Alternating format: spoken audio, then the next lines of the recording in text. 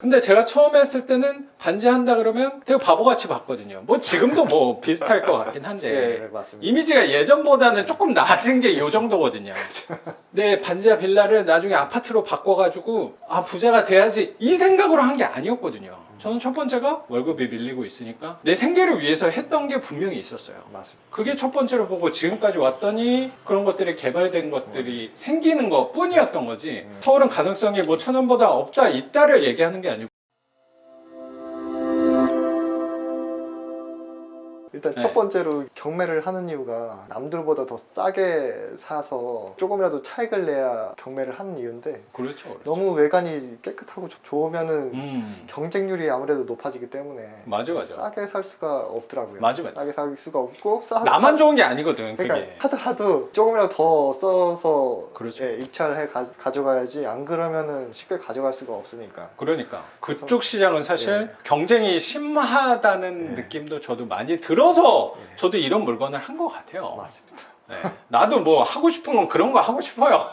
근데 싸게 못 사니까 네, 싸게 못 삽니다. 쉽지 않잖아요. 첫 번째가 그 싸게 못 사는 이유.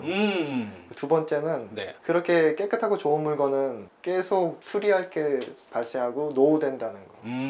점점 더 안 좋아진다는 거. 가치가 떨어진다는 거. 아, 제일 좀 어쩌면 최상에서 네. 내가 잡은 거네. 잡으니까 좋은 거가 더 좋아질 수는 없으니까 이게 주택 유형의 특성인 것 같긴 해요. 뭐 서울이 아파트였다라고 네. 하면 좀 달라질 수도 서울 있지만. 아파트면 뭐 가지고 있으면은 오히려 더 올랐을 수가 있겠는데, 뭐 오피스텔이나 도시형 생활주택이나 빌라 같은 경우는 새 거고 좋은 물건을 사면은 그때부터 아무래도, 이렇게 떨어지는 느낌을 확 그 느낌이 오더라고요. 주변 중개사들한테도 물어보고 해도 이게 더 오를 만한 그 가치는 아니라는 거를 느끼게 돼가지고선. 아, 그걸 또 직접 또 내가 해보니까, 해보니까. 많이 느끼셨나 봐요. 해보니까 이게 고점에서 매수를 했구나 이런 생각을 이거를 경매로 했다고 네. 하더라도 오래 가지고 있어봤자 이게 월세 임대를 받아봤자 시세가 더 떨어져 버리면 이게 소용이 없겠구나.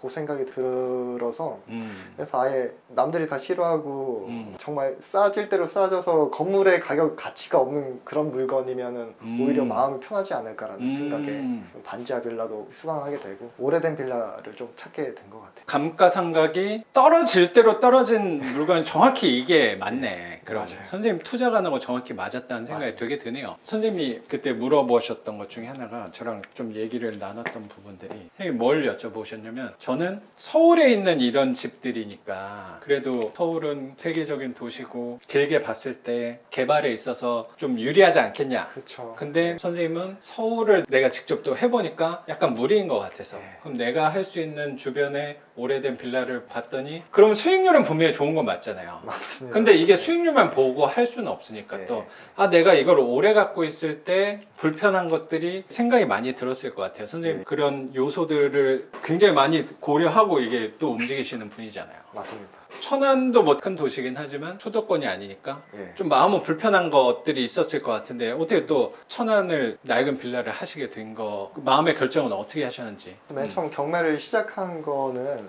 제가 전국을 다 보는 그런 맞아 맞네. 경매를 했어가지고서 맞아. 천안도 동떨어지거나 그런 데는 또 아니라서. 맞네요. 천안이라는 도시 그 안에서 월세를 낼 수 있느냐 없느냐, 그거를 좀 중점적으로 봤던 것 같아요. 이게 누군가한테 빌려줄 수 있는 물건이지 아닌지. 그 저도 선생님이랑 얘기하면서 어떤 얘기를 말씀드렸냐면, 뭐 서울은 그래도 또 가치가 있지 않냐 물어보셨는데 그걸 딱 부정하지는 못하겠더라고요. 아니야! 라고 말씀 못 드리겠더라고. 특성화된 도시니까. 그게 뭐 없다면 거짓말일 수도 있으니까. 네. 근데 저도 제가 투자한 것들에 대해서 잘 생각을 해봤더니, 처음에는 주로 서울 반지하를 많이 했으니까, 지금이니까 지금 아파트 가격이 최근에 서울 같은 경우는 많이 올라가고 하니까 도시가 너무 노후화 되다 보니까 개발 호재들이 뭐 있을 가능성들이 더 있지 않냐. 근데 제가 처음에 했을 때는 반지한다 그러면 되게 바보같이 봤거든요. 뭐 지금도 뭐 비슷할 것 같긴 한데 네, 맞습니다. 이미지가 예전보다는 조금 나아진 게 이 정도거든요.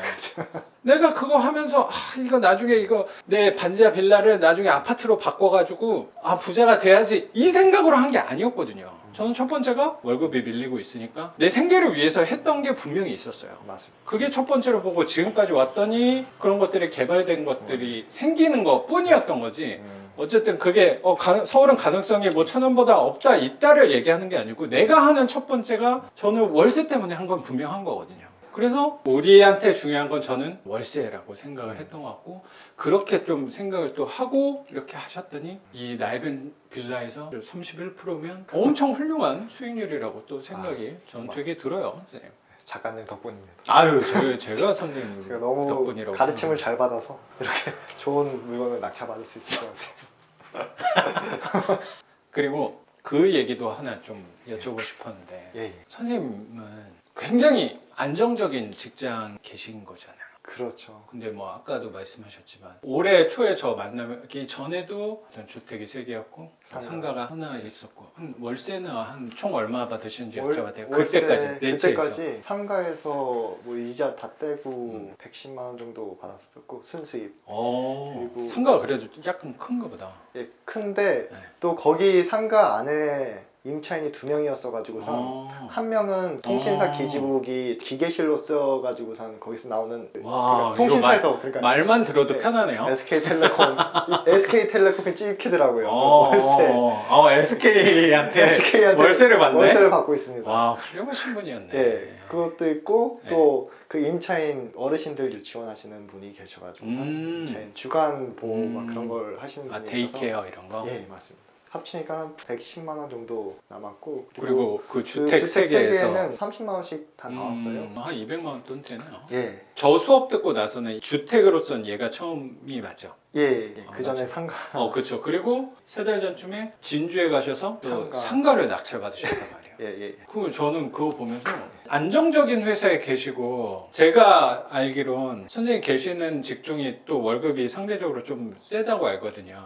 아, 예, 맞습니다. 야간 근무가 그러니까. 있어가지고선 수당을 좀 더 챙겨주고 있죠. 근데 막 정복을 막 누비면서 그게 그렇게까지 안 하셔도 되는데 안 와도 될 것 같은데 그냥 내가 만약에 그런 회사에 다닌다면 되게 너무 열심히 사시는 거예요. 이유가 좀 궁금해서 이제 여쭤봐도 될까요? 이게 왜 맨 이렇게 처음에 열심히 살아요? 굳이 그렇게 안 해도 되는데. 제 스스로는 열심히 사는 거라고 생각을 또 안 해가지고 제가 원래 되게 게으르고 나태하고 가만히 있는 걸 좋아하는 사람인데 예. 그래요? 막상 경매라는 걸 배우고 하다 보니까 습관이 사람이라는 게 바뀌는 것 같더라고요. 그래서